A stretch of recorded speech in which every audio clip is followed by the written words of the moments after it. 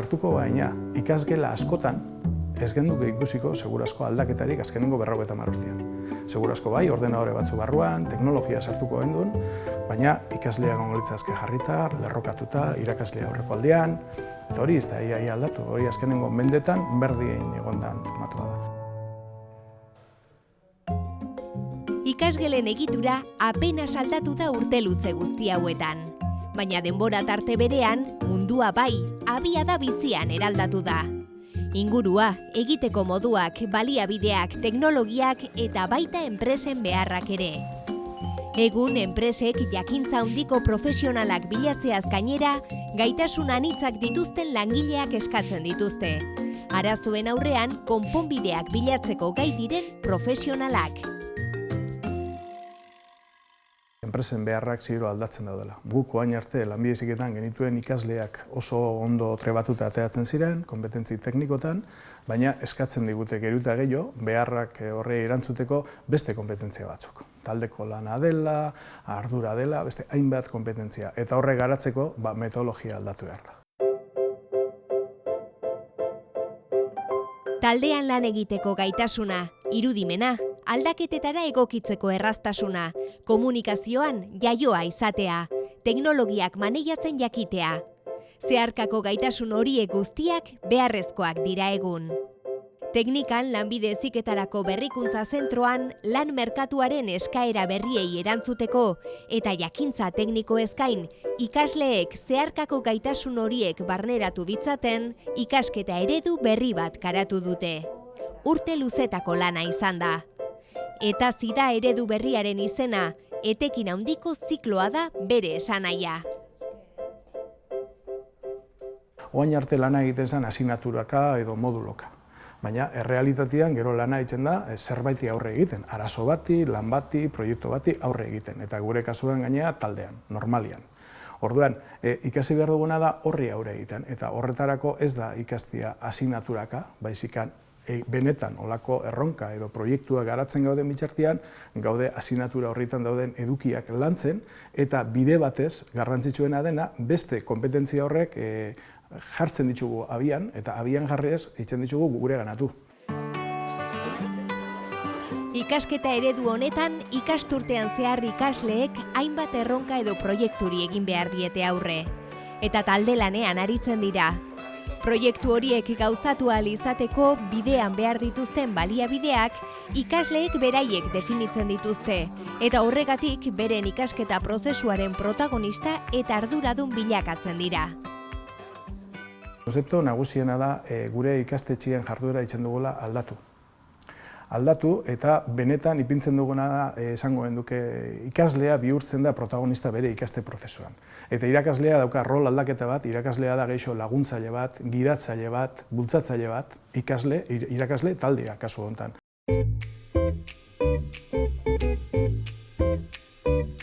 Talde lana eta ikaslearen iniziatiba sustatzen dituen eredu batek espazioa egituratzeko modu berri bat behar du. Hauxe da teknikan diseinatu eta eraiki duten ikasgela berria. Ez du ikasgela tradizional baten antzik, ez dago hormigoizko paretarik kristalezkoak dira, eta gelaren akustika aparta da. Malgutasuna da espazioa antolatzeko modu berri honen gakoa. Guztia mugitu eta egokitu daiteke ikasketa prozesuan sortuko diren behar ezberdinei erantzuteko. Ez da berdina esango genduke momentu baten taldeka informazioa topatu behar dutenean, edo agian banaka ere egin behar dut olako lanak. Edo esan dugu bezala aurkeztu behar badute proiektu bat, orduan gelaren formatua juten dira aldatzen. Gela honetan ikusi laikeun lehengo ezaugarritako bada mailak taldetan bilduta daudela eta edozein momentutan beharran arabera mugitu ditzakeu eta beste konfigurazio baten jarri. Eta horren arabera baita ere ditugu konexio mugikorrak behar horietara gerturatzeko. Armairu bat emateuen honek barruen horma bat dauke. Eta nahi zenezkeo gelako beharran arabera bereiztu ahalko genituzke gela bizatitan edo bertan margotu arbel bezala erabilita.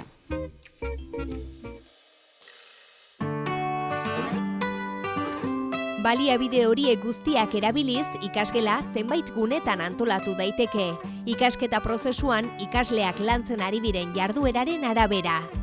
Horrela, informazioa bilatzeko gunea proposa sor dezakete, analisirako txokoa, sormenerako espazioa, aurkezpenak egiteko gunea, prototipoak garatzeko edo proiektuak exekutatzeko tokia, baita atsedenerako txokoa ere. Teknikan eraiki duten ikasgela hau adibide bat baino ez da. Material, egitura eta baliabide ezberdinekin probak egin dituzte hemen, ondoren, lanbide heziketako ikastetxeek ikasgela honetan oinarrituta bereak moldatu ditzaten. Izan ere, etazi ikasketa eredua errealitate bada dagoeneko Euskal Herriko lanbide heziketako 30 zentrotan.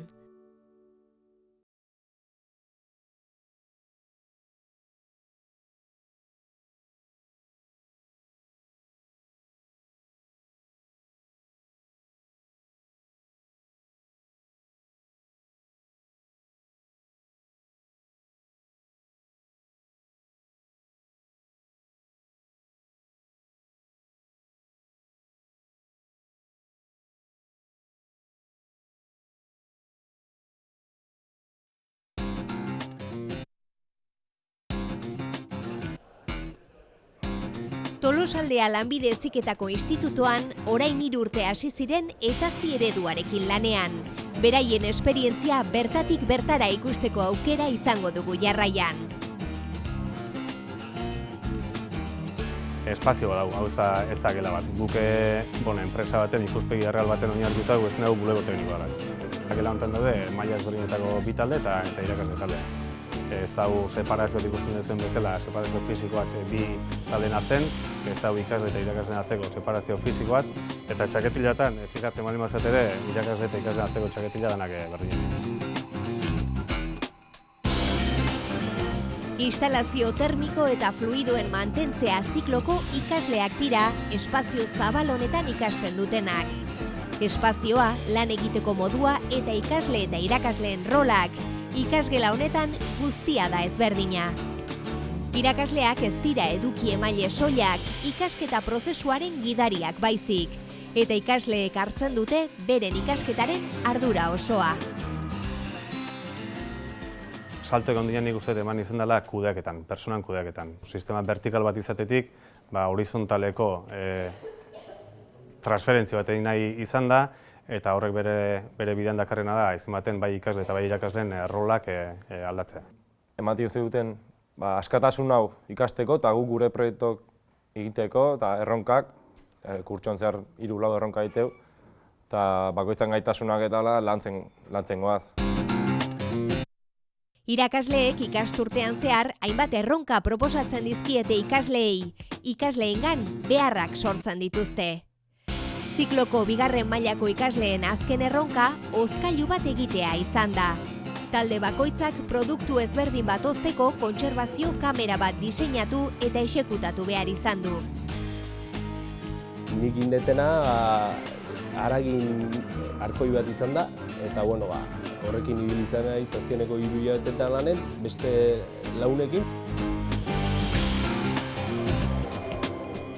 Batek igual teorin gehiago moldatzea eta beste praktikan, eta azken finen nire ustez bata bestekin egote horrek gehiago iraztezula profesionalki bezala, eta beti besteen laguntzea ondo etortzen da. Erronka jaso eta berehala, ikasleek proiektuari aurre egin ahal izateko dituzten beharrak definitu behar dituzte. Ikasleak dira formazio behar horiek definitzen dituztenak, eta ondoren bere kabuz edo irakaslearen laguntzaz biltzen dute beharrezko informazio guztia. Azkenik, proiektua diseinatu, exekutatu eta ebaluatu ahal izateko. Ezimen tokatzen da talde osoai ematea azalpen batzuk, eta askotan eskatzen dute bere gaina talde osoai ematea azalpen horiek, baina pixkat esan dugu irakaskuntza personalizatuko dela. Oso ohikoa da, kasu honetan azalpenak talde txikitan eman behar izatea.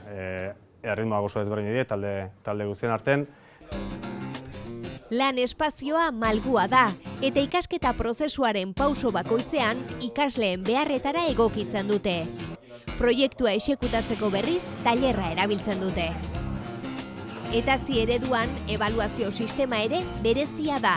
360 graduko ebaluazio sistema esaten diote.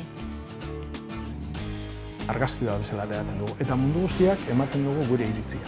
Norbean burua ebaluatzen du, baina araudia jarrita ditugu danok, Norbean burua ebaluatzen du horren arabera, taldeak ebaluatzen gara gure artean, eta irakasle taldeak ebaluatzen du ikaslea. Eta gero, hori ematen zaio ikasleari, baina zaio ematen ikasleari hori esaten, hartu nota bat eta joan zaitez etxera, baizik horrek ematen du argazki bat horra arte ze pasatu dan.